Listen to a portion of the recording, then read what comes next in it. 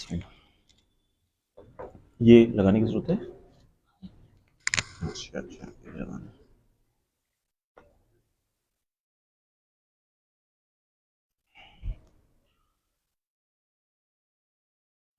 بسم اللہ الرحمن الرحیم۔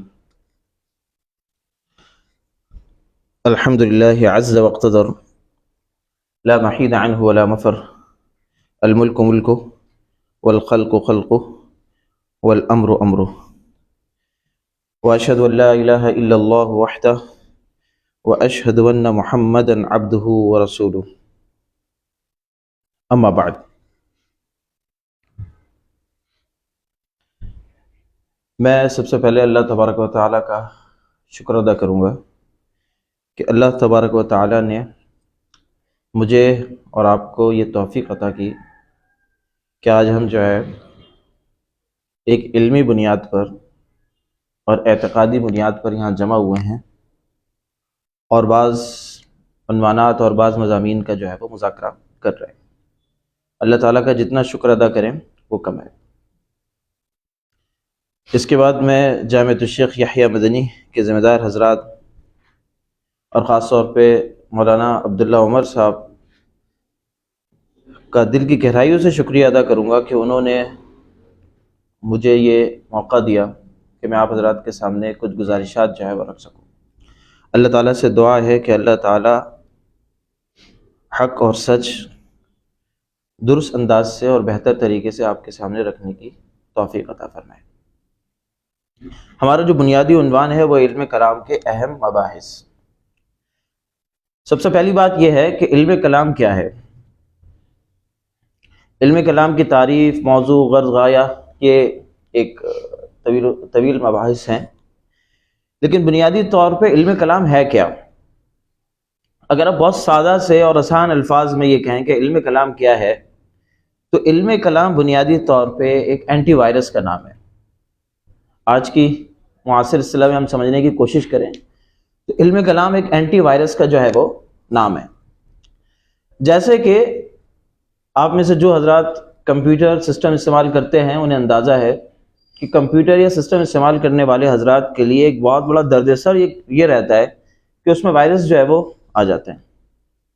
اور یہ بھی آپ کے علم میں ہے کہ جس سسٹم پہ مختلف USB لگتی ہیں، مختلف سسٹموں سے جو ہے وہ اس کا لنک ہوتا ہے، انٹرنیٹ سے اس کا لنک ہوتا ہے، تو اس میں وائرس کا آنا جو ہے وہ اس کا احتمال بڑھ جاتا ہے۔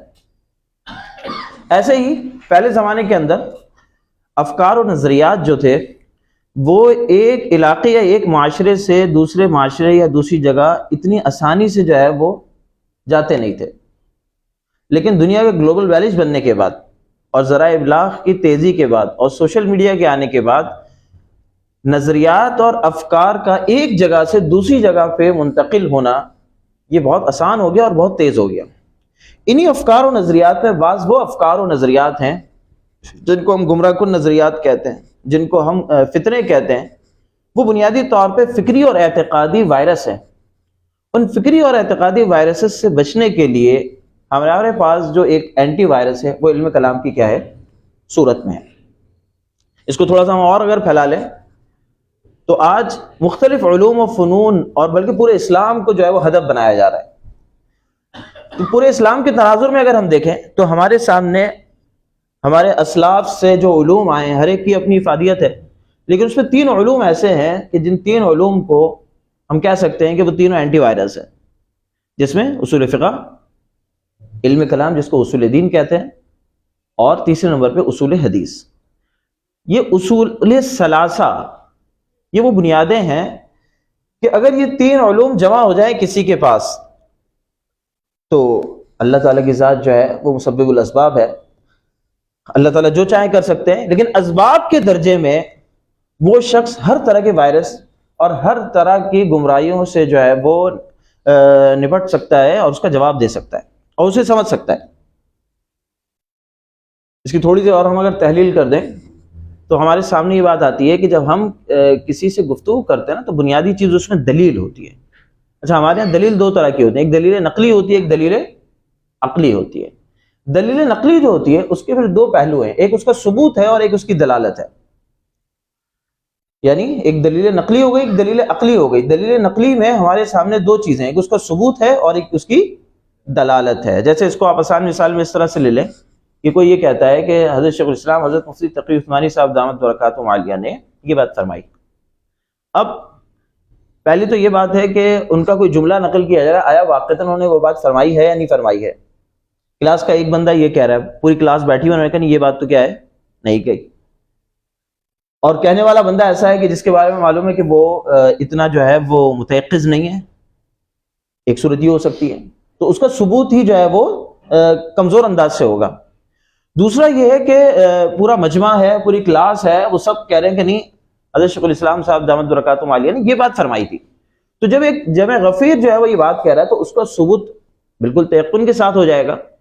اور اگر کسی خاص مجلس میں کوئی بات کہی گئی ہے اور اس کو نقل کرنے والے ایسے حضرات ہیں جو ثقہ ہیں، تو اس درجے میں اس کا جو ہے وہ ثبوت ہو جائے گا۔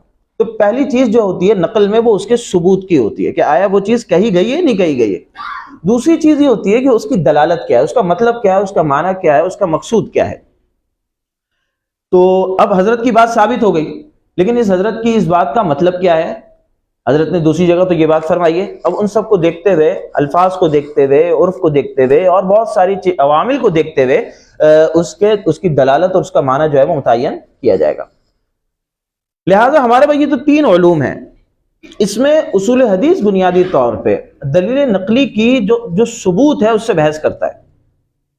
اس کا یہ مطلب نہیں ہے کہ وہ دلالت سے بحث نہیں کرتا، لیکن اس کا جو اصل فوکس ہوتا ہے، جیسے ایک بندہ ہے وہ بہت سارے کام کرتا ہے، لیکن ایک اس کا اختصاص ہوتا ہے، اس کو نحو بھی آتی ہے، صرف بھی آتی ہے، فقہ بھی سے بھی اس کا تعلق ہوتا ہے، لیکن اس کا اختصاص کس میں ہے؟ تو اصول حدیث جو ہے وہ بنیادی طور پہ دلیل نقلی کے ثبوت کو جو ہے وہ ٹارگٹ کرتے ہیں۔ اصول فقہ میں بھی ثبوت ہے، دلالت ہے، عقلی دلیل ہے، سب چیزیں ہیں، لیکن اصول فقہ بنیادی طور پہ جو ٹارگٹ کرتا ہے وہ دلیل نقلی کی دلالت کو کرتا ہے۔ اور علم کلام جس کو اصول دین کہتے ہیں، یہ بنیادی طور پہ دلیل عقلی کو فوکس کرتا ہے، اگرچہ اس میں دلیل نقلی بھی ہوتی ہے، اس میں اور مباحث بھی ہیں، لیکن اس کا جو آپ بنیادی اختصاص کہہ سکتے ہیں وہ جو ہے وہ دلیل عقلی سے گفتگو کرنا ہے۔ لہٰذا اب جب دلیل کے معاملے میں آپ کسی بھی جگہ جائیں گے تو دلائل اس سے خالی نہیں ہے، دلیل نقلی ہوگی یا عقلی ہوگی۔ نقلی ہوگی تو یا تو اس سے ثبوت سے بحث کر رہے ہوں گے یا اس کی دلالت سے بحث کر رہے ہوں گے۔ لہٰذا یہ تین علوم اگر کسی کے پاس ہوں تو یہ تین ایسے اینٹی وائرس ہیں کہ اگر کوئی ثبوت کے حوالے سے مسائل پیدا کرنا چاہ رہا ہے تو اصول حدیث سے واقف آدمی اس کی خرابی کو جو ہے وہ سمجھ جائے گا۔ دلالت کے حوالے سے کوئی مسائل پیدا کر رہا ہے، دلالت کو کہیں سے کہیں اور جو ہے وہ لے کے جانا چاہ رہا ہے، تو اصول فقہ سے متعلق اگر کوئی شخص ہے، اس کو اصول فقہ پہ درک ہے، تو وہ اس غلطی کو اور اس وائرس کو جو ہے وہ سمجھ جائے گا۔ اسی طریقے سے دلیل عقلی کے تناظر میں اگر دیکھا جائے تو علم کلام ایسا علم ہے کہ جو ہمیں ایسی بنیادیں فراہم کرتا ہے کہ دلیل عقلی کے تناظر میں اگر کوئی ہمیں مغالطہ دینا چاہ رہا ہے، اصل میں آج کل بہت سے مغالطے دیے جاتے ہیں عقل کے عنوان پر، ان مغالطوں کو سمجھنے کے لیے علم کلام ہمارے لیے جو ہے وہ ایک اینٹی وائرس کا جو ہے وہ کام کرتا ہے۔ تو بہرحال یہ ایک میں نے آپ کے سامنے اس کا ابتدائی سے جو ہے تعارف رکھا، اور اس مثال سے یہ بات بھی واضح ہے کہ اگر کسی سسٹم میں اینٹی وائرس نہیں ہے اور اس سسٹم میں بہت ساری USB لگ رہی ہیں، جیسے ایک بندہ وہ ہے نا کہ وہ اپنا ایک کام کرتا ہے، تبلیغ میں جڑا ہوا ہے، مخصوص اس کا بہت زیادہ کوئی تعلق نہیں ہے، صحیح ہے، اس کے عقائد و نظریات اسی طرح، لیکن وہ مختلف الانواع لوگوں سے ملتا ہے اور اس کے تعلقات ہیں، تو وائرسز تو وہاں سے آئیں گے۔ اب اگر اس کا اینٹی وائرس نہیں لگا ہوا ہے تو وہ وائرسز اس سسٹم کو جو ہے وہ خراب کر دیں گے۔ بلکہ آپ حضرات کے شاید علم میں ہوگا کہ یہ جو مختلف سسٹم ہیک ہوتے ہیں، ہیکنگ کا جو کام ہے وہ بھی وائرس کے ذریعے سے ہوتے ہیں، تو نئے سے نئے طریقے آ گئے، لیکن یہ ہے کہ وائرس کے ذریعے سے ہوتے ہیں، وائرس چھوڑا جاتا ہے، وہ وائرس آپ کے پورے سسٹم کو جو ہے وہ ہیک کر لیتا ہے۔ کچھ عرصے پہلے کی بات ہے، کچھ سال پہلے کی بات ہے، میرے ساتھ بھی یہ واقعہ ہوا، میرے سے بھی غلطی ہوئی کہ ایک سافٹ ویئر جو ہے وہ میں انسٹال کر رہا تھا، تو اس نے میں اصل میں مثال اس لیے بتا رہا ہوں کہ بات سمجھنا آسان ہو جائے، کہ مجھے یہ میسج کیا کہ بھائی آپ اپنا اینٹی وائرس جو ہے نا وہ آف کریں، بند کریں، تو یہ سافٹ ویئر جو ہے وہ ڈاؤن لوڈ ہوگا، یہ جو ہے وہ اس میں انسٹال ہوگا۔ میری بیوقوفی کہ میں نے جو ہے وہ اپنا اینٹی وائرس سسٹم کا جو ہے میں نے کہا صحیح ہے، اس لیے کہ مجھے لالچ تھی کہ بھائی یہ مجھے یہ سافٹ ویئر جو ہے وہ انسٹال کرنا ہے، کسی ویب سائٹ سے میں نے ڈاؤن لوڈ کیا تھا، تو جب میں نے اس کو اینٹی وائرس میرا اپنا جو ہے وہ بند کیا اور میں نے جو ہے وہ انسٹال کرنا شروع کر دیا، تو اب وہ کیا ہو گیا، وہ سافٹ ویئر کے ساتھ ساتھ وہ وائرس جو ہے وہ اس میں سسٹم میں آ گیا۔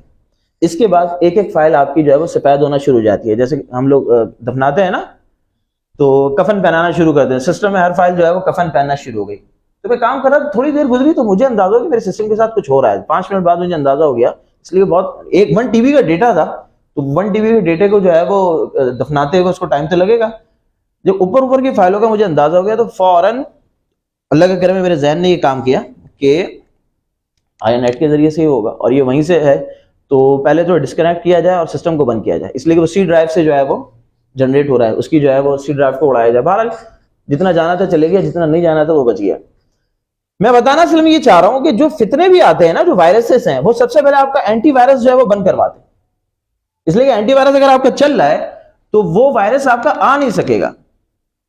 لہٰذا ابھی آپ کو معلوم ہے ایک بحث بعض حضرات نے چھڑی ہوئی ہے کہ صحابہ جو ہے وہ معیار حق نہیں ہے, اس لیے کہ اچھا اسی طرح اور بہت ساری چیزیں جو دلالت کے تعین میں ہمارے لیے کار فرما ہوتی ہیں. اب وہ دلالت میں اپنی منمانی اس وقت تک نہیں کر سکتے جب تک دلالت کے تعین کے وہ اصول جو اصول فقہ میں ہمارے پاس طے ہوئے ہیں ان کو بند نہیں کروائیں گے, ان کو آف نہیں کروائیں گے, اس وقت تک ان کا وائرس جو ہے وہ آ نہیں سکتا ہے. لہٰذا یہ جو میں نے تھوڑی سی آپ کے سامنے تمہید رکھی, اس سے آپ کو اندازہ ہو رہا ہوگا. جو بہت سارے سوالات اٹھائے جاتے ہیں کہ ایک طالب علم فاضل ہوتا ہے اور وہ معاشرے میں جاتا ہے اور پھر فلانے صاحب ہیں, فلانے صاحب ہیں, ان کے افکار سے جو ہے وہ متاثر ہو جاتا ہے, تو کیا وجہ ہے؟ ایک سوال ہے نا کہ وہ 8 سال پڑھا ہے مدرسے میں اور اس کے بعد کسی کے پاس جاتا ہے اور 2-4 دن میں جو ہے وہ آ جاتا ہے. تو اس کا جواب یہی ہے کہ اصل میں وہ ایک شخص وہ وائرس لے کے آیا ہوا ہے, اور چونکہ اس کا ان 3 علوم سے اس کی واقفیت نہیں ہے, اس کی مناسبت نہیں ہے, اینٹی وائرس لگا ہوا نہیں ہے, تو وہ سسٹم ہے اور آپ نے اس میں کوئی USB لگا دی ہے, تو جس طرح وہ USB جو ہے لگانے سے پہلے اس کو اینٹی وائرس کو ایکٹیو کرنا ضروری ہے, اس طرح یہ ضروری ہے. تو خلاصہ کلام یہ کہ علم کلام جو ہے وہ آج کی اہم ترین جو ہے وہ ضرورت ہے, اور آج کے فتنوں میں گفتگو کے لیے اہم ضرورت ہے. انشاءاللہ ہماری یہ 2 دن کی گفتگو ہے, تو اس میں آپ کے سامنے کوشش ہوگی کہ وہ امور رکھے جائیں جس سے تھوڑا سا ہمیں اندازہ بھی ہو جائے, اس لیے کہ یہ تو ایک دعوے کی بات ہے نا کہ یہ اینٹی وائرس ہے اور یہ جو ہے وہ عقلی دلائل کو وہ کر لیتا ہے, یہ بھی دعویٰ ہے. تو ہم گفتگو کریں گے اور اس میں کوشش کریں گے کہ ایسے امور سامنے آئیں جس سے ہمیں اندازہ ہو کہ آج کے جو بہت سارے اشکالات آ رہے ہیں, فتنے آ رہے ہیں, ان کو ہم کس طریقے سے جو ہے وہ جواب دے سکتے ہیں. علم کلام کے مقاصد جو ہے وہ 3 ہیں. علم کلام میں بہت سارے مباحث ہیں, لیکن اس کے جو اصل مباحث جو مقاصد ہیں وہ مقاصد ثلاثہ کہلاتے ہیں. اس میں ذات باری تعالیٰ کی بحث ہے, اس میں صفات باری تعالیٰ کی بحث ہے, اور اس میں افعال باری تعالیٰ کی بحث ہے.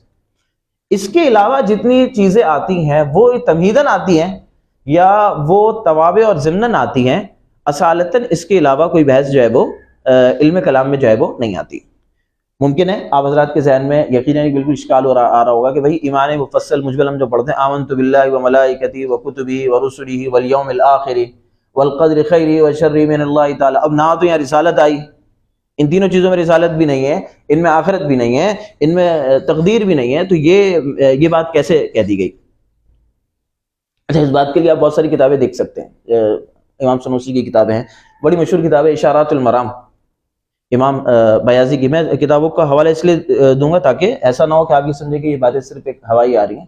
ظاہری بات ہے پیچھے یہ باتیں جو ہے وہ منسوس ہیں.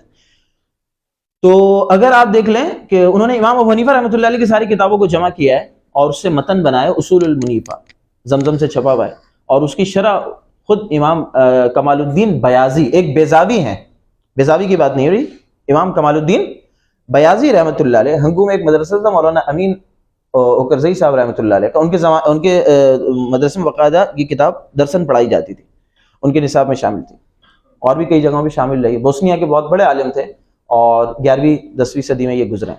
بہرحال امام کمال الدین بیاضی رحمۃ اللہ نے بھی اس کی تصریح کی اور لوگوں نے تصریح کی. تو اب سوال بھی پیدا آ رہا ہوگا نا کہ یہ چیزیں کہاں آ گئیں. تو یہ بات سمجھنی چاہیے کہ یہ جو رسالت ہے یہ بنیادی طور پہ افعال باری تعالیٰ میں سے, آپ شرح عقائد میں پڑھتے ہیں وفی ارسال الرسل, رسولوں کے ارسال میں, ارسال اللہ کا فعل ہے. اسی طریقے سے آخرت جو ہے, بعث جو ہے, یہ بھی اللہ کا فعل ہے. ایسے ہی احداث اللہ تعالیٰ کا فعل ہے, یہ جو دنیا کو بنایا, خلق, یہ اللہ کا فعل ہے نا, اللہ تعالیٰ نے بنایا. اسی طرح جو تقدیر ہے یہ تو اللہ کا جو ہے وہ علم, اللہ کی صفت سے اس کا جو ہے وہ تعلق ہے. اور قضا جو ہے یہ اللہ کا فعل ہے, تقدیر اور قضا میں جو فرق کیا جاتا ہے. تو خلاصہ کلام یہ کہ یہ ساری جو چیزیں ہیں یہ اس میں شامل ہیں. یہ ایسے نہیں ہے کہ ہم نے رسالت کو چھوڑ دیا, آخرت کو چھوڑ دیا, یہ سارے اللہ تعالیٰ کے کیا ہے فعل ہیں. بلکہ آپ اس کو اس طرح سے سمجھ سکتے ہیں کہ ہمارے اعتبار سے ماضی حال مستقبل کس کے اعتبار سے ہوتا ہے؟ ہمارے اعتبار سے ہوتا ہے. اللہ تعالیٰ کے اعتبار سے ماضی حال مستقبل نہیں ہے. تو ہمارے اعتبار سے اللہ کا ایک فعل وہ ہے جو ماضی میں ہے, یعنی احداث. احداث کا مطلب ہے کائنات کو بنانا. خلق العالم و خلق المخلوقات یہ اللہ کا فعل ہے ہمارے اعتبار سے ماضی کا فعل ہے. حال کا فعل کیا ہے؟ ارسال. مخلوقات کو بنا کے اللہ تعالیٰ نے جو ہے وہ انبیاء علیہ السلام کو کیا ہے بھیجا, اور ابھی بھی جو ہے ہم جو ہے وہ حضرت نبی کریم صلی اللہ علیہ وسلم کے امتی ہیں. یہ ارسال ہے. اور آخرت میں جو مستقبل کا ایک فعل ہے وہ بعث ہے. اس کا یہ مطلب نہیں ہے کہ اس کے علاوہ اللہ تعالیٰ کے افعال نہیں ہیں, لیکن میں آپ کو کہہ رہا ہوں کہ 3 زمانوں کے اعتبار سے 3 بڑے افعال اللہ تعالیٰ کے ہمارے سامنے یہ آتے ہیں. ایک احداث ہے, اور ایک ارسال ہے, اور ایک کیا ہے بعث ہے. لہٰذا ظاہری بات ہے کہ ان افعال کا اگر کوئی انکار کرے گا, رسالت کا انکار کرے گا, تو وہ بنیادی طور پہ اللہ تعالیٰ کے فعل کا جو ہے وہ انکار کر رہا ہے. تو یہ 3 بنیادی جو ہے وہ مباحث ہیں جو علم کلام میں آتے ہیں. ذات باری تعالیٰ سے متعلق مسائل, صفات باری تعالیٰ سے متعلق مسائل, اور افعال باری تعالیٰ سے متعلق مسائل. اور وہ بات آپ حضرات کے علم میں کہ اللہ تعالیٰ کی ذات ہمیشہ سے ہے, اللہ تعالیٰ کی صفات بھی ہمیشہ سے ہیں. البتہ اللہ تعالیٰ کے افعال جو ہیں یہ ہمیشہ سے نہیں ہوتے, یہ حادث ہوتے ہیں. میں نے بھی آپ کے سامنے جو مثالیں پیش کی ہیں تو یہ بات تقریباً واضح ہے کہ افعال باری تعالیٰ جو ہوتے ہیں وہ حادث ہوتے ہیں. البتہ ان کا جو مبدا ہوتا ہے, جو تکوین کہلاتا ہے, وہ جو ہے وہ قدیم ہوتا ہے. پھر اس میں ایک دقیق بحث ہے, میں اس بحث میں ابھی نہیں جاؤں گا, لیکن خلاصہ کلام ہمارے سامنے آ گیا کہ علم کلام کے جتنے مباحث ہیں وہ ان تینوں میں کیا ہے بنے. تو ہماری جو گفتگو ہے 2 دن کی, اس میں ہم کوشش یہ کریں گے کہ ان تینوں میں, ظاہری بات ہے کہ تینوں میں بہت ساری جزیات ہیں اور تینوں کے بہت سارے مقدمات ہیں, ہم ان تینوں میں سے دور حاضر کے تناظر میں جو موٹی موٹی چیزیں ہیں ان کو جو ہے وہ ڈسکس کر لیں, تاکہ ایک علم کلام کا خاکہ ہمارے سامنے آ جائے. تو بنیادی عنوانات جو ہمارے ہوں گے وہ سب سے پہلے ہوگا کہ انسان کا مقصد حیات کیا ہے. دوسرا جو عنوان ہے ہمارا وہ یہ کہ وجود باری تعالیٰ کے ثبوت. نمبر تیسرا جو ہمارا آج عنوان ہے وہ اللہ تعالیٰ کا واجب الاطاعت ہونا. آج کی جو گفتگو ہوگی ہماری وہ ان 3 عنوانات پہ ہوگی, اور اس کے بعد انشاءاللہ کل جو ہم گفتگو کریں گے اس پہ پھر ہم صفات باری تعالیٰ پہ گفتگو کریں گے. پھر ہم اس پہ بحث کریں گے کہ نبوت کی ضرورت کیا ہے.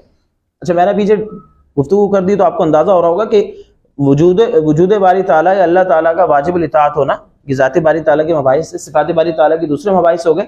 باقی نبوت جو ہے یعنی رسالت, ارسال الرسل, یہ اللہ تعالیٰ کے افعال کیا ہو گئے شروع ہو گئے.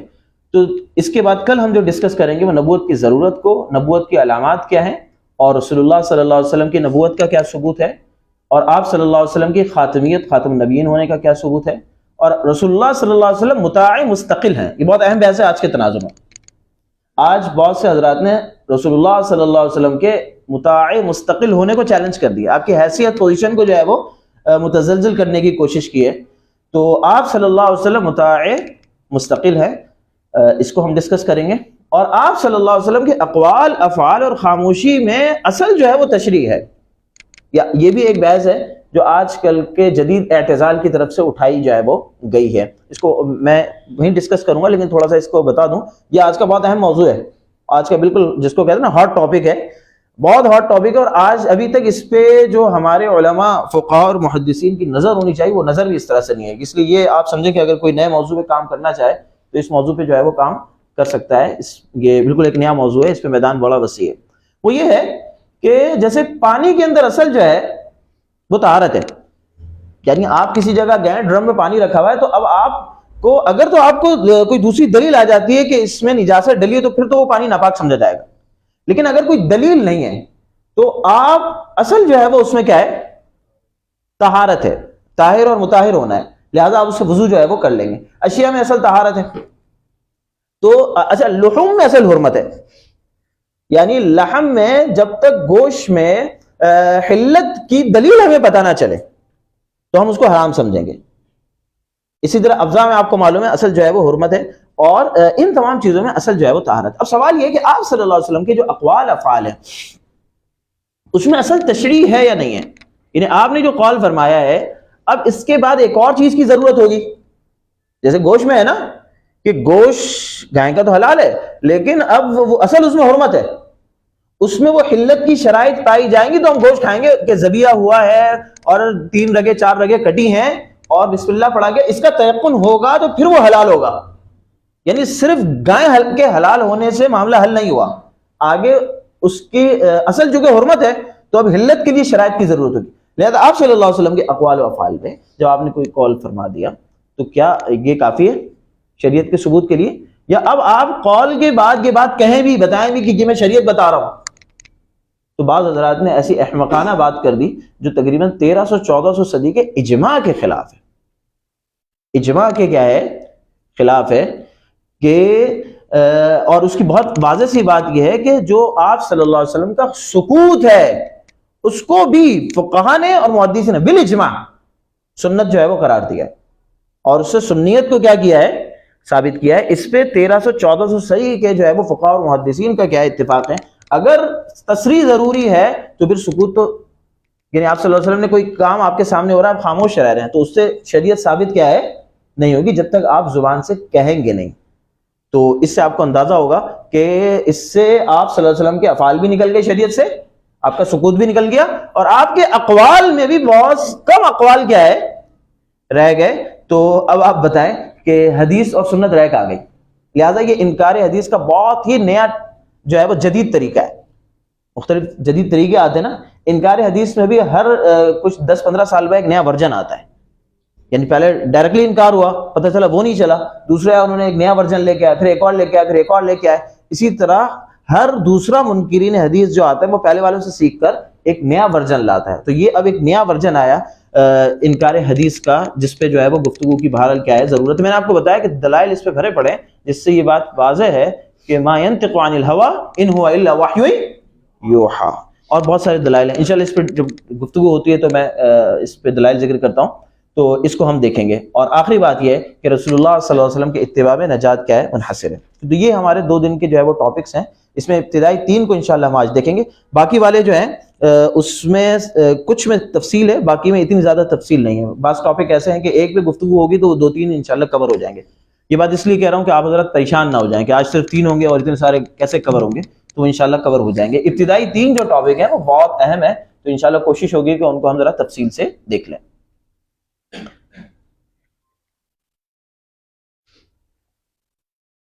سب سے پہلا جو ہمارا عنوان ہے کہ انسان کا مقصد حیات کیا ہے۔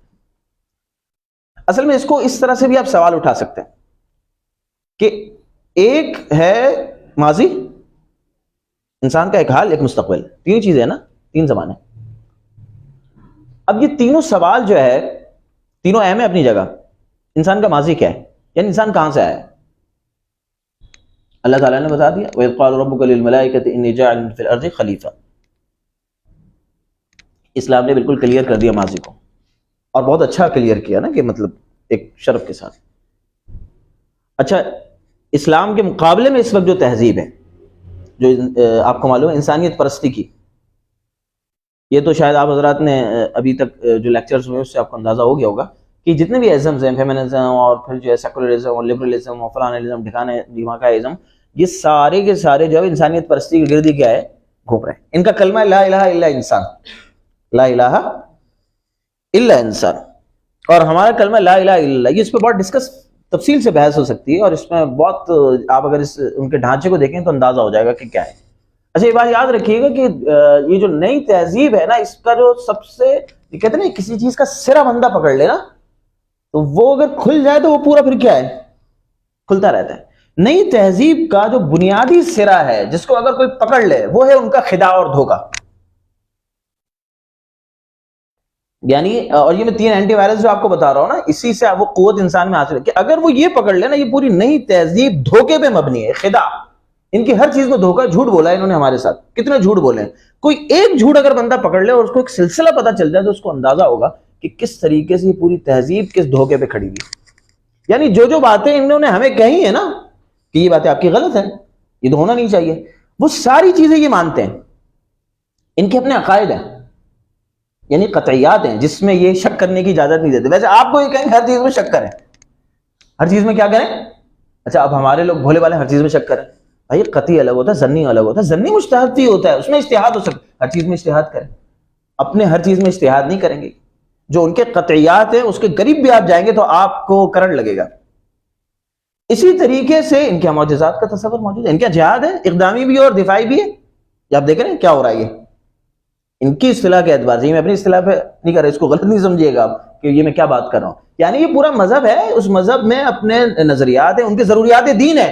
کسی ضروریات دین کا انکار کر دیا جائے، آپ ہیومن رائٹس میں سے کسی کا انکار کر دیں، یہ ایسے ان کا قرآن ہے، یہ قرآن کی ایک آیت کا انکار کر دیا آپ کافر ہو جائیں گے، اس کا انکار کر دیا آپ کافر ہو جائیں گے. یہی تو وجہ ہے نا. افغانستان سے جب 2 سال پہلے ہوا تو انہوں نے یہی کہا کہ بھائی آپ ہیومن رائٹ، حقوق انسانی کو مانتے ہیں، یعنی انہوں نے کہا آپ ہمارے قرآن کو مانتے ہیں. وہ سمجھدار تھے، ان کو پتا ہے کہ کس لینگویج میں بات کریں. انہوں نے انہی کے لینگویج میں جواب دیا. انہوں نے کہا کہ آپ عورتوں کے حقوق دیں گے. اب عورتوں کے حقوق سے مراد ان کے وہ حقوق ہیں جو ان کے مذہب کے مطابق ہیں، جو ان کے جو ہے وہ رائٹس میں لکھے ہوئے. تو زبردست جواب. انہوں نے کہا کہ ہم عورتوں کو سارے وہ حقوق دیں گے جو اللہ تعالیٰ نے دیے. اس لیے یاد رکھیے گا یہ دھوکہ ہے کہ بھائی انہوں نے حقوق دیے، ہم نے دیے، یہ کیا انہوں نے. ہر بندہ پابندی لگاتا ہے. پابندی سسٹم ہوگا تو پابندی ہوگی. سب نے پابندیاں لگائی ہیں اور کسی جگہ بھی آزادی نہیں ہے، ہر جگہ لمیٹیشن ہے. مسئلہ یہ ہے کہ وہ لمٹ اور تحدید اور وہ ترجیح کرے گا کون؟ ہم کہتے ہیں اللہ کریں گے، یہ کہتے نہیں انسان کرے گا. بہرحال تو یہاں بنیادی ایک سوال ہے انسان کہاں سے آیا نا. تو اس کا تو آپ کو معلوم ہے کہ انہوں نے جو ہے وہ ڈارون کی جو تھیوری ہے وہ انہوں نے پیش کر دی اور بندر سے نسب ملا دیا، پوری ایک بحث ہے.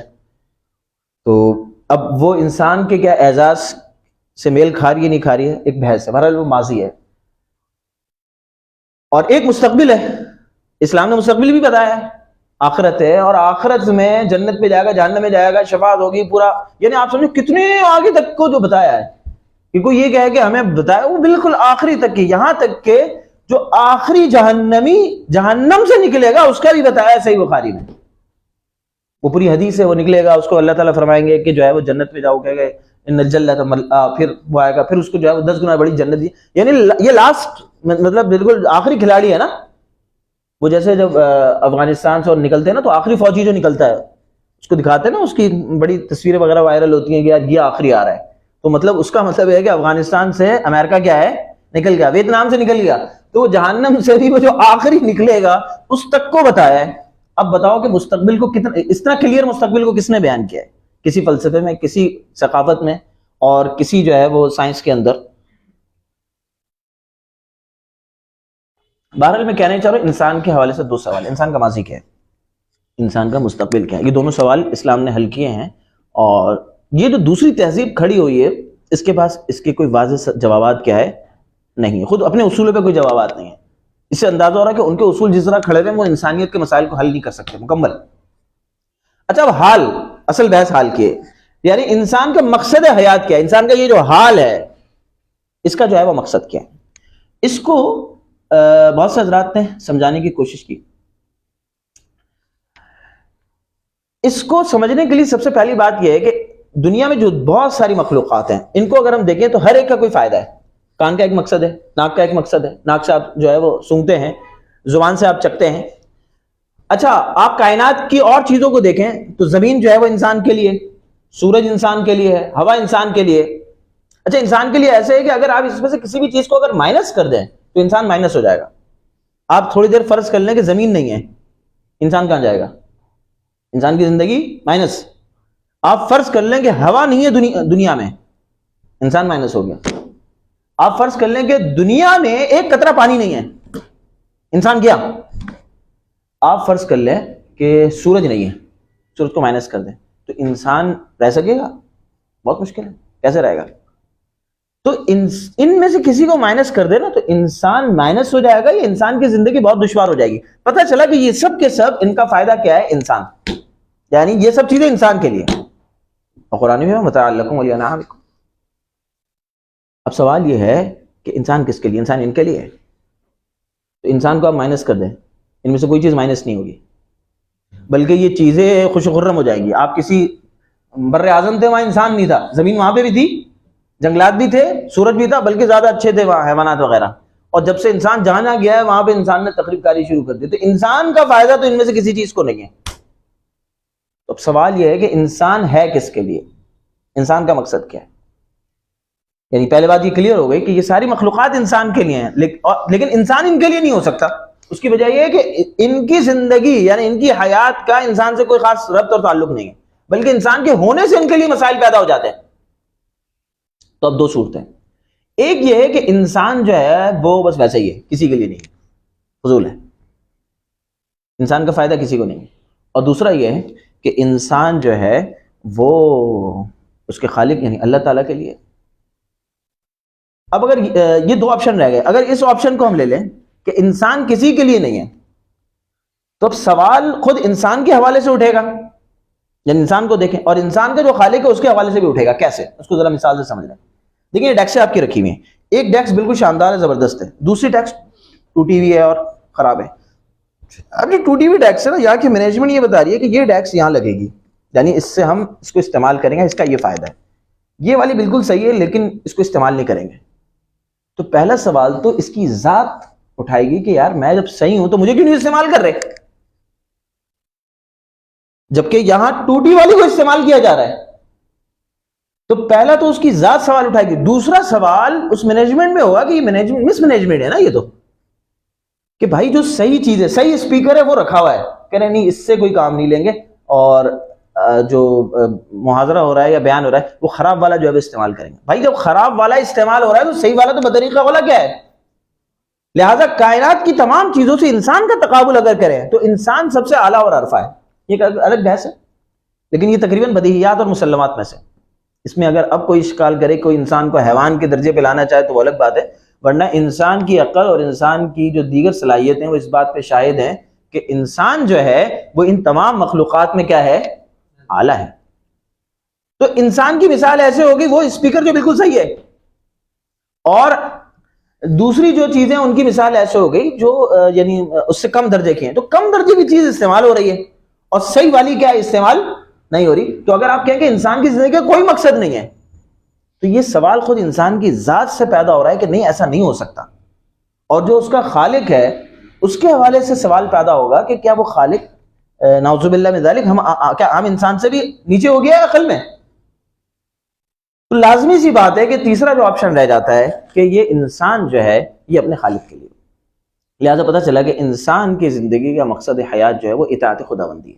وَمَا خَلَقْتُ الْجِنَّ وَالْإِنسَ إِلَّا لِيَعْبُدُونَ یا إِلَّا لِيُطِيعُونَ. لہذا ہمارے سامنے انسان کا مقصد حیات واضح ہو گیا کہ انسان کا مقصد اصلی جو ہے وہ اپنے خالق کی اطاعت ہے. اچھا اب یہ ایک ایسا فارمولہ ہے نا کہ مغرب کے جتنے بھی دھوکے ہیں، جتنی اصطلاحات ہیں، جتنے بھی چکر ہیں، ان سارے چکروں سے نکلنے کے لیے یہ ایسا فارمولہ ہے کہ سارے چکروں سے آپ ایک لفظ سے جو ہے وہ نکل سکتے ہیں. جیسے مثلا ایک سوال ہوتا ہے کہ کیا کیا انسانوں کے حقوق ہیں اسلام میں؟ جی ہیں، اطاعت خداوندی کے دائرے میں. بندوں کے حقوق ہیں، اطاعت عورتوں کے حقوق ہیں؟ جی ہیں بالکل، اطاعت خداوندی کے دائرے میں. اب ہمارے ہاں جب مغرب نے آزادی کا نعرہ لگایا نا تو آپ کو معلوم ہے بہت سے لوگ ہیں، بہت لکھا لوگوں نے، یہ تو ایک الگ بھیڑ چال ہے نا. مغرب کہتا ہے کہ ادھر جانا ہے، پھر سب کیا ہے وہاں جانا شروع کر دیتے ہیں. اور بعض لوگوں نے تو یہ ٹھیکہ اٹھایا ہوا ہے 150 سال سے 200 سال سے کہ مغرب جو کہے گا وہ قرآن و حدیث سے کیسے ثابت کیا جائے.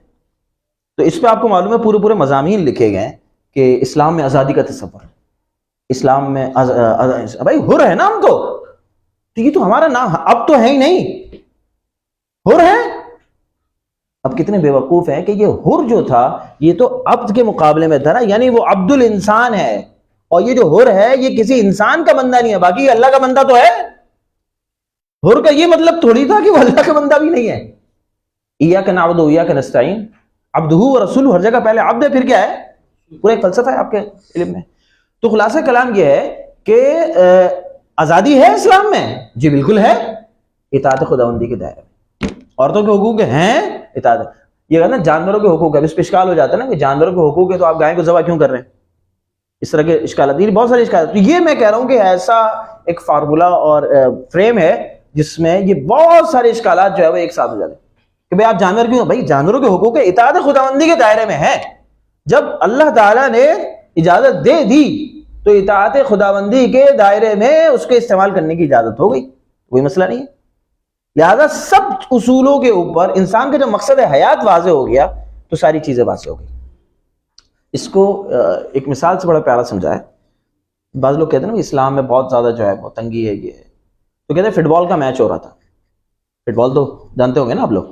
تو اب مختلف ٹیمیں آ گئیں، اس میں اسپین والے آئے، ان سے پوچھا بھائی کیسے فٹ بال کھیلیں گے؟ انہوں نے کہا ایسے کھیلیں گے. بعض لوگ جو ہے اس میں اٹیکنگ پوزیشن پہ ہوں گے، بعض ڈیفینسنگ پہ ہوں گے، جیسے ہوتے ہیں آگے ہوں گے پیچھے ہوں گے، کھیلتے ہیں. تو اسپین والوں نے بتایا، فرانس والوں نے اپنا بتایا، سب نے اپنا اپنا بتایا. اسلام آیا، اسلام سے پوچھا بھائی فٹ بال کھیلنا کیسے کھیلیں گے؟ اسلام کا طریقہ بتایا نا، ہر چیز کا طریقہ ہوتا ہے، اسلامی طریقہ. تو فٹ بال کھیلنے کا کیا ہے؟ اسلامی طریقہ. اسلام نے کہا کہ دیکھیں یہ جو حدود ہے نا، باؤنڈری، اس کے اندر کھیلیں، لیٹ کے کھیلیں، بیٹھ کے کھیلیں، آگے کھیلیں، پیچھے کھیلیں، آپ کی مرضی ہے. تلک حدود اللہ فلا تعتدوها، یہ باؤنڈریز کھینچ دی ہم نے، ان باؤنڈریوں کے اندر جو ہے وہ کھیلیں.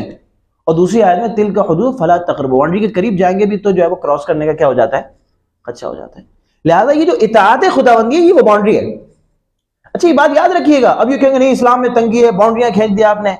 آپ اگر تھوڑا سا، میں ابھی وہ ایک الگ بحث ہو جائے گی، اگر مغربی فلسفے میں جائیں اور ان کی نظاموں کو دیکھیں تو ان کے بھی باؤنڈریاں ہیں، انہوں نے بھی حدود قائم کی ہیں. اصل بات یہ ہے کہ یہ باؤنڈریاں کون لگائے گا گراؤنڈ کی؟ انسان کی زندگی کا جو گراؤنڈ ہے اس کی باؤنڈریاں طے کون کرے گا؟ ہم کہہ رہے ہیں لا الہ الا اللہ، اللہ تعالیٰ کریں گے؟ انہوں نے کہا نہیں، لا الہ الا انسان کرے گا. استغفر اللہ ثم نعوذ باللہ من ذلک. تو یہ بنیادی طور پہ سمجھنا چاہیے کہ یہ مسئلہ جو ہے وہ آزادی اور اس کا نہیں ہے. یہ جو ہم جو ہے وہ بہت کوشش کرتے ہیں ہم یہ ثابت کریں اسلام میں آزادی ہے، اسلام نے بڑے حقوق دیے ہیں.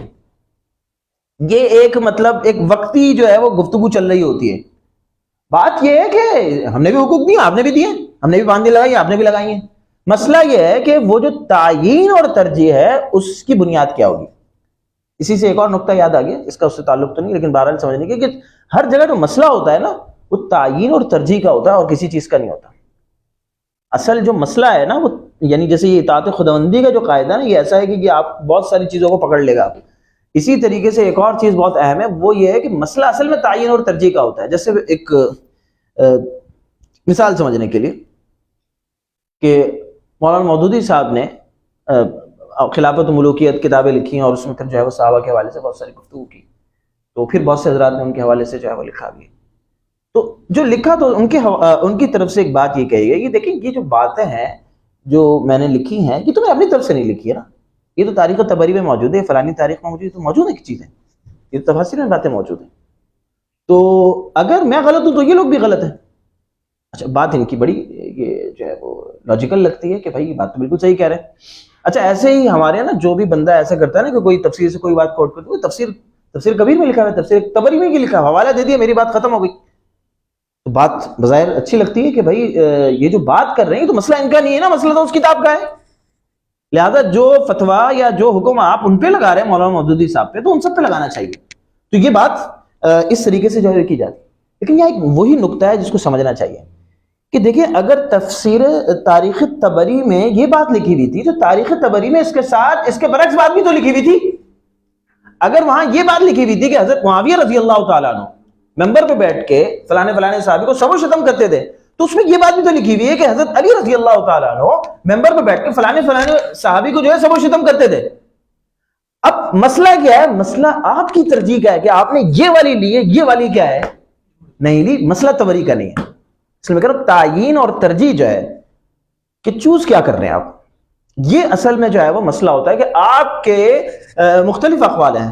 اس کو اگر فتاوی کے تناظر میں بھی دیکھ لیں، جو حضرات افتاء سے متعلق ہیں یا جانتے ہیں ان کو اندازہ ہوگا.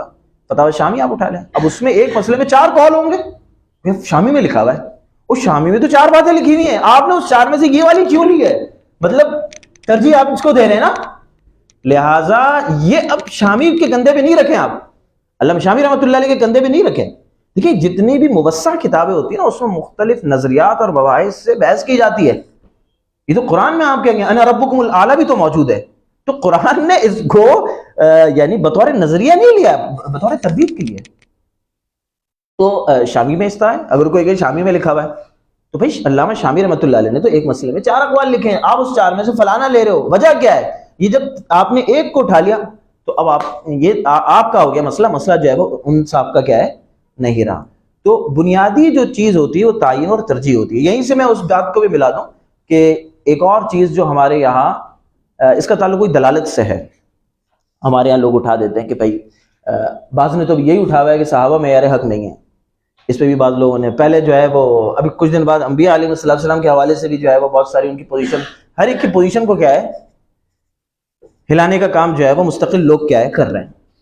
تو اس میں ایک کہتے ہیں بھائی آپ بزرگوں کی باتیں، ہم کہتے ہیں اکابر کی بات مان لیں، تو وہ کہتے ہیں بھائی آپ اکابر پرستی پہ آ گئے.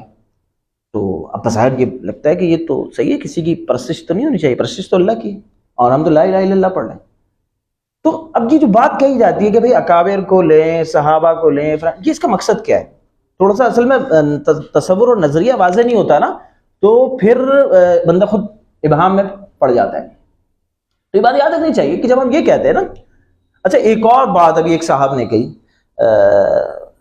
جاوید غامدی صاحب جو ہے وہ ایک جگہ کہہ رہے کہ بھائی یہ کہتے ہیں کہ اکابر نے کہا، تو مطلب یہ ہے کہ ہم ابھی جو بات کہہ رہے ہیں 200 سال بعد تو ہم اکابر ہوں گے، تو مطلب ہم اپنی بات منوانے کے لیے بات معتبر کریں 200 سال کا انتظار کریں، 200 سال بعد تو یعنی ان کا میں اکابر میں سے ہوں گا.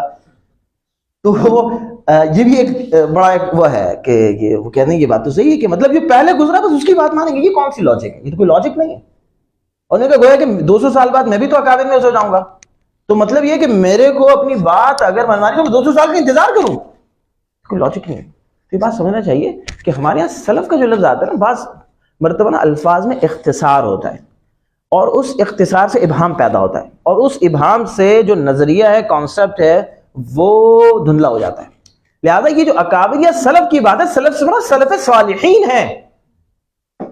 او بھائی جہاں بن صفوان بھی صحابہ کے زمانے میں گزرا ہے، اور واصل بن عطا بھی اسی وقت تھا. اب آپ اکابر میں سے کون سے اکابر میں سے ہوں گے، یہ تو جو ہے وہ دلائل اور ان بنیادوں پہ اندازہ ہوگا.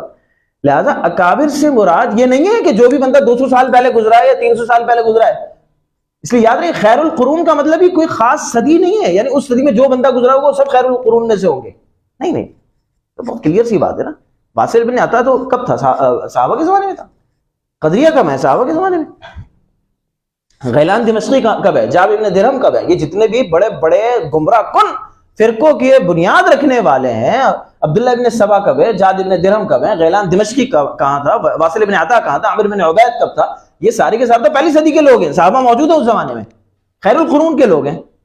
لہٰذا یاد رکھیے خیر القرون کا یہ مطلب نہیں ہے کہ پہلی 2 صدیوں میں جو بھی گزر گیا، نہیں، اس زمانے میں گزرا اور ما انا علیہ و اصحابی پہ وہ تھا. بہرحال یہ بحث کہیں اور نکل جائے گی اگر اس کو وہاں لے کے گئے. تو خلاصہ اس بات کا یہ کہ جب یہ بات کہی جاتی ہے نا کہ بھائی آپ پہلی بات تو یہ اکابر اور سلف کا میں نے بات واضح کر دی کہ اس سے مراد اس خاص منہج پہ سند کے ساتھ جو لوگ آئے ہیں اور جن کو ایک تلقی اور قبولیت حاصل ہوئی ہے وہ مراد ہے. تو ان کی بات ماننے کا مقصد کیا ہے؟ ان کی بات ماننے کا اصل مقصد سمجھے گا جو میں ترجیح پہ بات کر رہا تھا کہ انہوں نے جو ترجیحات قائم کی ہیں، ہر چیز میں 10 اقوال ہیں. اب کسی بھی چیز کی ڈیٹیل میں چاہیں 10 اقوال ہیں، کسی میں 10 سے بھی 20 بھی ہوں گے، لیکن اس 10 میں سے کسی ایک خاص کو انہوں نے راجح قرار دیا ہے. ہم کہہ رہے ہیں کہ اکابر کے منہج پر رہیں، مطلب جو ترجیح جن اصولوں پہ ان سب نے، یا جمہور کا لفظ آتا ہے، جمہور نے ان 10 میں سے اسی ایک قول کو لیا ہے. لہذا اور سلف صالحین نے بھی وہ اس کو ترجیح دی، لہذا انہوں نے جو ترجیح دی ہے اسی انداز میں ترجیح دیں. تو اصل میں یہ وہ ترجیح کے اصول ہیں. اس کو میں ایک عام مثال سے بھی ذرا سمجھا دیتا ہوں. آپ کے یہاں پتہ نہیں کون سی چورنگی ہے، مثلا گرو مندر ہے، کسی کو بنوری ٹاؤن جانا ہے مثلا، تو اب بنوری ٹاؤن جانے کے لیے اس کو اگر یہاں سے نکلے گا تو میرے خیال سے سیدھے ہاتھ پہ مڑنا پڑے گا، سیدھے ہاتھ پہ مڑے گا اور پھر عثمانی ہاسپٹل سے ہوتے ہوئے غالباً وہی راستہ ہے نا یہاں پہ. تو اب سڑک پہ پہنچا ہے اور سڑک پہ پہنچنے کے بعد 10 رکشے والے ہیں. وہ رکشے بھائی راستہ پوچھنے کا یہی طریقہ ہوگا نا، رکشے والے، بائکیا والے، وہ روزانہ ان کا آنا جانا ہوگا. تو رکشے والے جو ہیں وہ 10 بندے کھڑے ہوئے، وہ کہہ رہے ہیں سیدھے ہاتھ پہ جاؤ گے تو یہ راستہ کہاں جائے گا؟ بنوری ٹاؤن جائے گا. اچھا 4 بائکیے والے کھڑے ہوئے، وہ بھی یہی کہہ رہے ہیں. آپ گئے، آپ نے کہہ رہا میں اجتہاد کروں گا اپنا، آپ نے اجتہاد کیا، آپ کہہ رہے ہیں میں اس طرف جاؤں گا، میری رائے کیا ہو رہی ہے؟ او بھائی آپ اپنی کامن زندگی کو تھوڑا سوچیں کہ سب کہہ رہے ہیں کہ یہ راستہ جو ہوگا نا، یہ راستہ اس طرح سے جائے گا، تو وہ سارے کے سارے روزانہ آتے جاتے رہے ہیں. سلف صالحین کا مطلب یہی ہے کہ وہ اس راستے سے آتے جاتے رہے ہیں. بھائی وہ سب یہ کہہ رہے ہیں، لیکن آپ کہہ رہے ہیں میں انفرادی رائے اختیار کروں گا. اس انفرادی رائے سے جو روک رہے ہیں، یہ کامن آپ کی زندگی میں اسی طرح ہوتا ہے. آپ جمہور کے مسلک پہ چلتے ہیں. ہاں وہ الگ بات ہے کہ وہاں رکشے والوں کی 2 رائے تھی، کچھ یہ کہہ رہے ہیں کچھ یہ کہہ رہے ہیں. اب آپ ترجیح دے سکتے ہیں، لیکن سب کا اس پہ اتفاق ہے، اجماع ہے کہ بھائی یہ اسی طرف جا رہا ہے. تو ایک بیوقوف آدمی ہوگا جو کہے گا نہیں یار میں اپنی رائے سے جو ہے نا اجتہاد کر کے یہ پتہ لگاؤں گا بنوری ٹاؤن کیا ہے کہاں ہے. تو بہرحال مقصد اس بات کا یہ تھا کہ مسلک جو ہے وہ تحدید کا ہے کہ باؤنڈری کون لگائے گا. تو لا الہ الا اللہ کا مطلب بھی یہی ہے کہ باؤنڈری اللہ تعالیٰ لگائیں گے. باؤنڈری جو ہے وہ اللہ تعالیٰ جو ہے وہ لگائیں گے اور اللہ تعالیٰ اس بات کا کیا ہے تعین کریں گے. اچھا میں آپ کو وہ تھوڑا سا خدا کی جو بات کر رہا تھا اس کو تھوڑا سا اور میں کھولنے کی کوشش کروں گا کہ جیسے اب مذہب کو جب رد کیا ہے نا تو یہ کہا کہ یہ انسان کا بنایا ہوا ہے اس لیے اس کو کیا ہے سائنس کو لے لیں. تو سائنس کیا وحی کے ذریعے نازل ہوئی؟ وہ بھی تو انسان کی بنائی ہوئی ہے. یعنی انسان کی بنائی ہوئی چیز کو انسان کی بنائی ہوئی چیز سے ریپلیس کر دیا. آپ کہیں نہیں وہ قطعی ہے. بھائی روزانہ کی بنیاد پر یعنی آپ نیوٹن کے قواعد دیکھ لیں, آئنسٹائن آئے, دوسرا تبدیلی میں تبدیلی پھر کہ نہیں اس طرح, پھر کہ نہیں یہ ہو گیا, پھر یہ مستقل کیا ہے. تو ان کے بھی جو قواعد ہیں وہ ضمنی ہیں, ان کے بھی اصول کیا ہے ضمنی ہے. سائنس کی ایک تفصیلی بحث ہو جائے گی. تو آپ نے تو کہا تھا کہ یعنی یہ انسان کا بنایا ہوا نا ذہن کا, اس سے ذات پتہ چلے انسان نے اپنی ذہن سے جو بنایا ہوگا وہ معتبر نہیں ہوگا. صحیح ہے, مذہب انسان نے اپنی ذہن سے بنایا تھا, تو بھائی آپ نے جو بنایا وہ آپ پہ وہی نازل ہوئی ہے. جیسے آپ فیمنزم کو دیکھیں گے نا, فیمنزم میں کیا ہے کہا کہ عورتوں کے حقوق, عورتوں کو حقوق دیں, عورتوں کو بہت بند کیا ہوا ہے اور عورتوں کو جو ہے بڑا ظلم ہو رہا ہے, عورتیں گھر میں کھانا پکا رہی ہیں اور جھاڑو دے رہی ہیں, بچوں کو پال رہی ہیں, کوئی زندگی نہیں ہے, آزادی دے, باہر نکال دیا, چلے باہر نکال دیا, عورتیں تو باہر نکل گئی. کھانا کون بنا رہا ہے؟ کوئی ماسی آ رہی ہے. جھاڑو کون دے رہا ہے؟ کوئی اور عورت آ رہی ہے. تو عورت کو عورت سے ریپلیس کر دیا. دھوکا. نعرہ یہ لگایا تھا کہ عورت کو تو نہیں ملی نا آزادی, ایک عورت باہر چلے گئی, اب وہ کام 10 عورتیں کر رہی ہیں, جھاڑو ایک دوسری دے رہی ہے. اچھا وہ بچہ اگر ہوگا تو آپ کو معلوم ہے کہ وہ وہاں پہ بھی کوئی عورت ہی ہوگی, گھر کی صفائی دوسری عورت کر رہی ہے.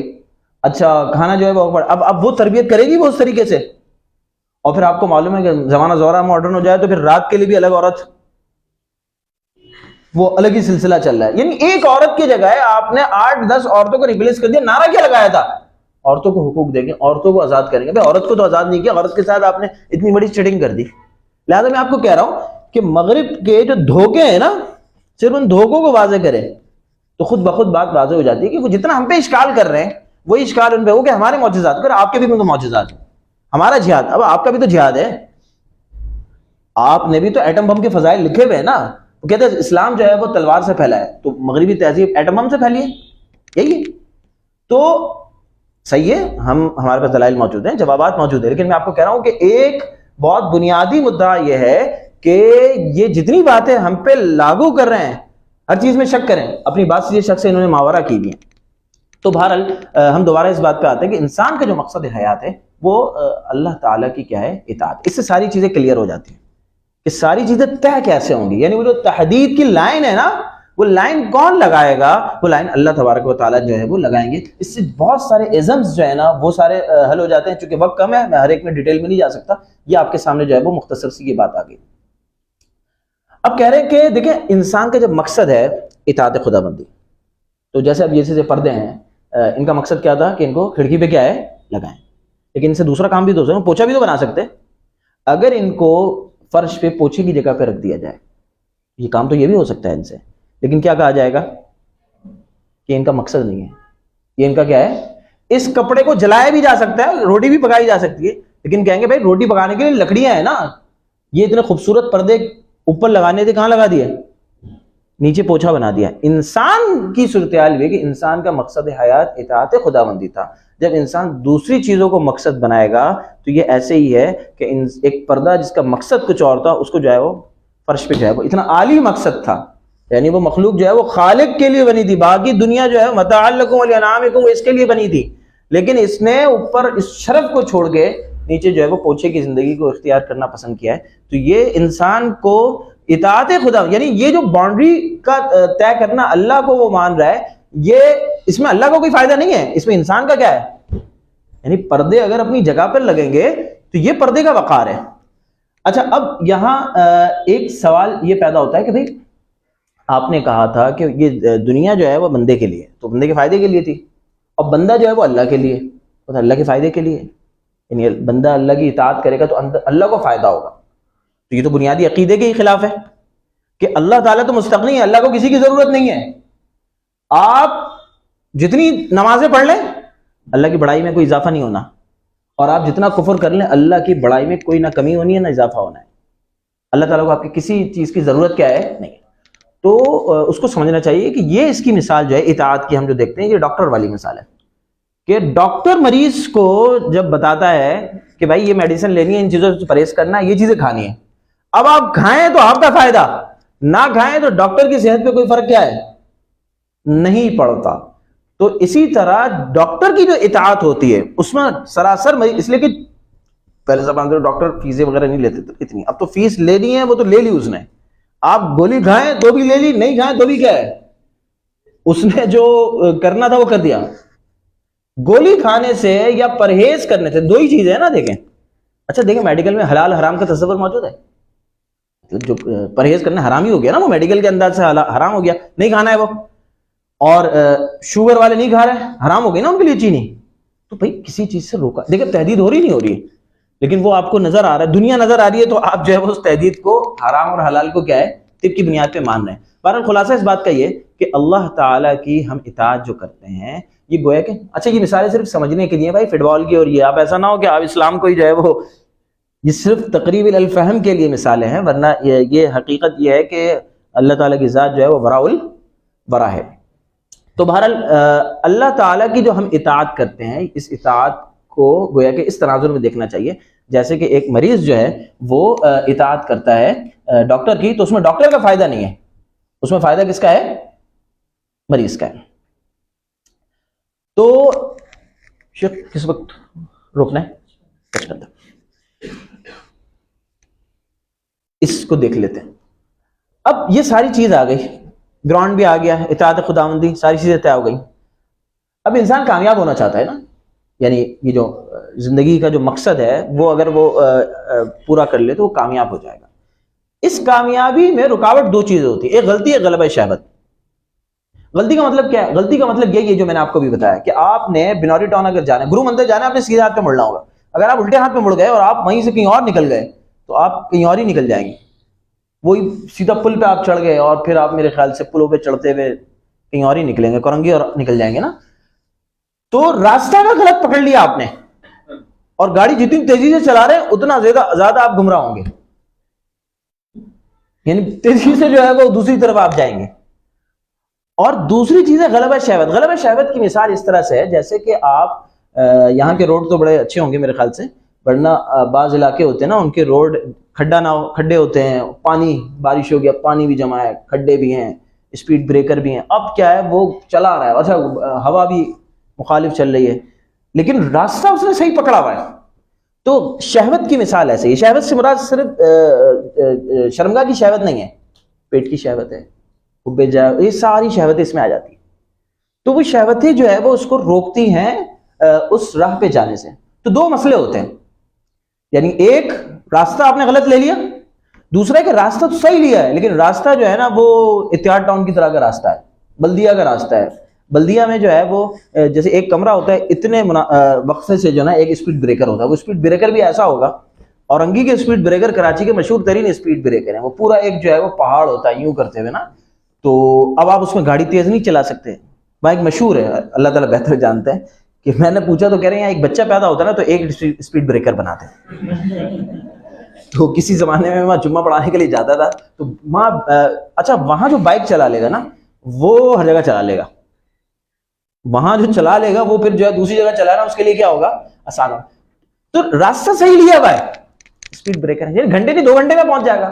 یہ مثال آپ سمجھیں کہ صاحب کبیرہ اور اس طرح کے لوگوں کی ہے کہ جو گناہ کر رہے ہیں لیکن راستہ کیا ہے صحیح ہے.